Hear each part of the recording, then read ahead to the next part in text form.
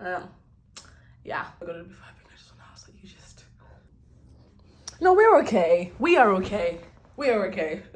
You just didn't look straight.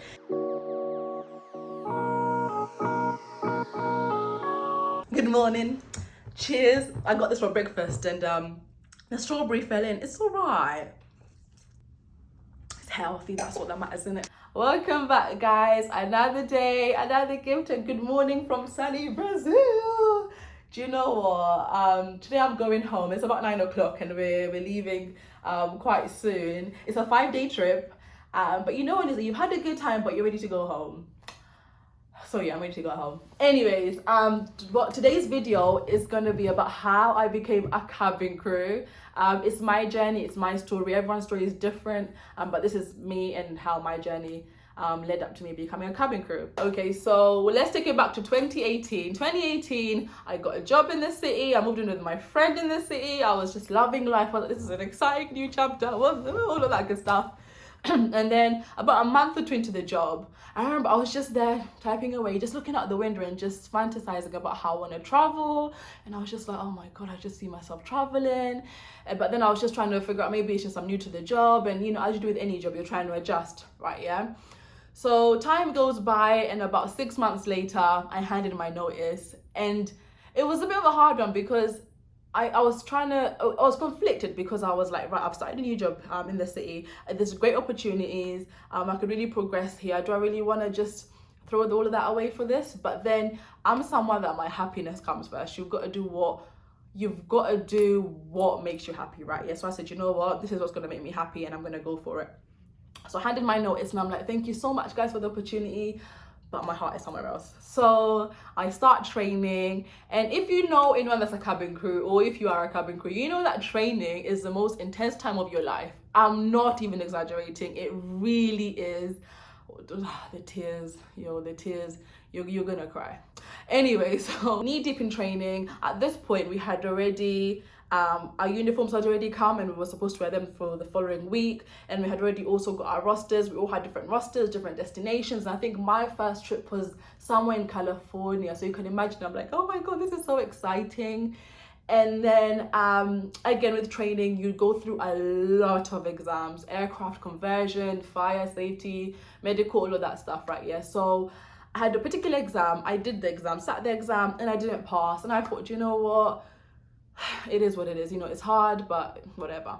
So the next day I had to come in and do the exam again, and I felt ready. I genuinely felt ready. I was like, yeah, you know, I can do this. Let's get this exam done so I can get on with my day. I resit the exam, and then I press the button and it says failed. And I remember thinking, what? Failed? What's going on? The trainer comes over and he's like, oh, okay, that's fine. And then he goes, if you just pop over to the manager's office and they'll have a chat with you. And I said, yeah, that's fine. So I sit down with the managers and they're just like, right, Elizabeth, is there anything affecting your learning? Is, you know, what's going on? And I was like, no, do you know what? I feel like I've, you know, made the proper changes or what I need to do to actually really focus with my training. I'm even, living closer. A lot of people book hotels or Airbnb. So I had booked an Airbnb, so I was a lot more closer to training. Anyways, so I was just like, yeah, everything is fine. And they were like, okay, that's fine. So nothing is affecting your learning. And I said, no. And they said, okay, if you just step outside for about 10 minutes, then we'll call you back in while we just kind of discuss this further. And I said, okay, cool. So then I sat down outside that office, and I think the realization kicked in, and I was just like, oh crap. Oh, this is not good. This is really not good. I just remember just getting quite emotional. I said, you know what, God, whatever happens from this point onwards, I just give it to you. It's in your hands, all right? It's just in your hands, right? So then they call me back in the office and there's a box of tissues on the table, and I'm just like, yep, yeah, this is actually happening.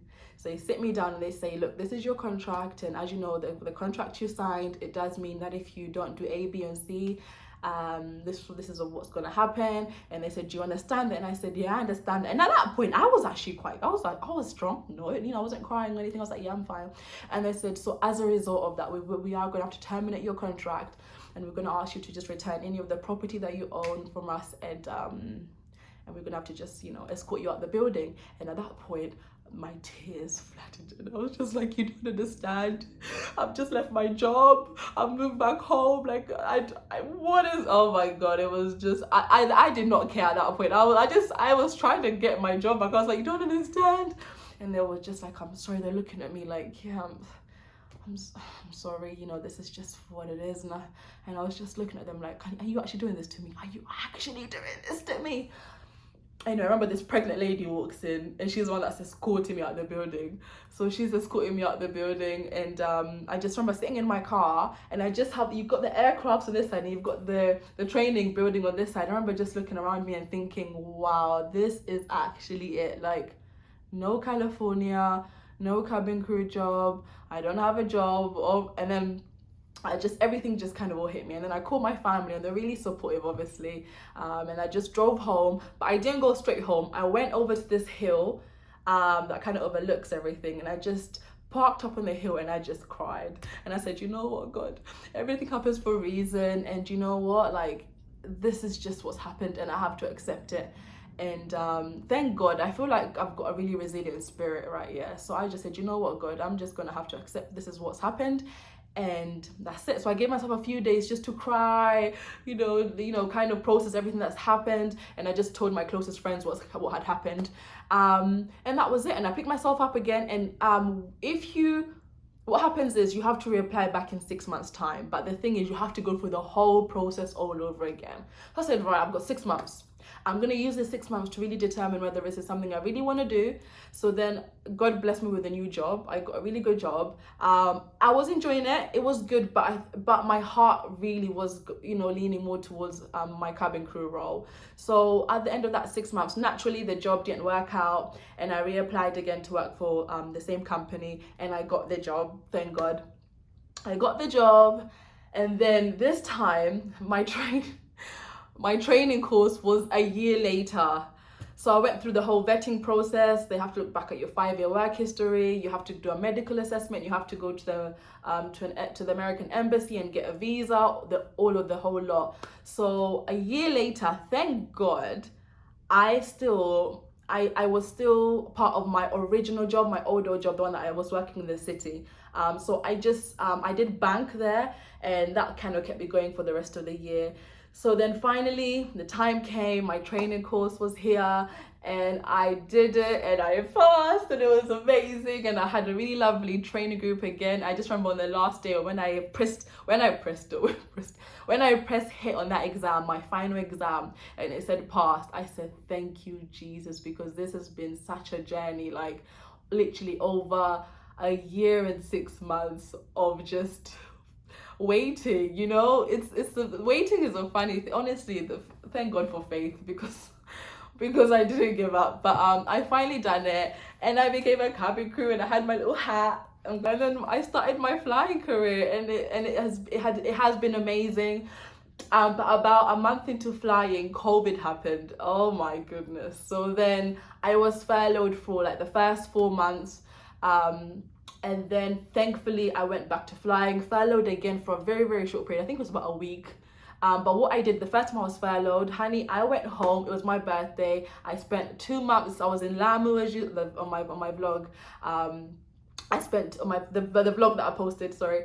I spent 2 months back home. I spent it in Lamu. I lived my best life, you know, and I spent time with my family, and I just made the most of my furlough. So anyway, thank goodness I wasn't furloughed for a lot of the time, because I feel like I have flown for a majority of it. There's some people that I trained with that have only just come back, like about a few months ago. So that really enabled me to get the experience. And although flying was different in terms of certain routes you went to, for example, if you did like a Hong Kong or Singapore, then it was room confinement. So that was a few different changes, but I'm someone that makes the most of every situation, so I still live my best life. And so yeah, and here I am still flying, still loving life. I'm so grateful, and honestly I feel like it's just me. It really is me. I feel the thing with flying for me, yeah, the traveling is incredible, and it really fulfills me, but also I love people. I genuinely love people, and I love that you get to meet different people all the time. I love that you fly with different crew every flight, and it's just been an amazing journey, and I'm so grateful. And It is a really like unique job in terms of like, you know, one day you're in Brazil, the next weekend you're in San Francisco, then a few days later you're in somewhere in Africa, then you're in India. Like it is honestly amazing. And I just love it. I can't really say much of it. By the grace of God, I'm enjoying it and I'm loving life.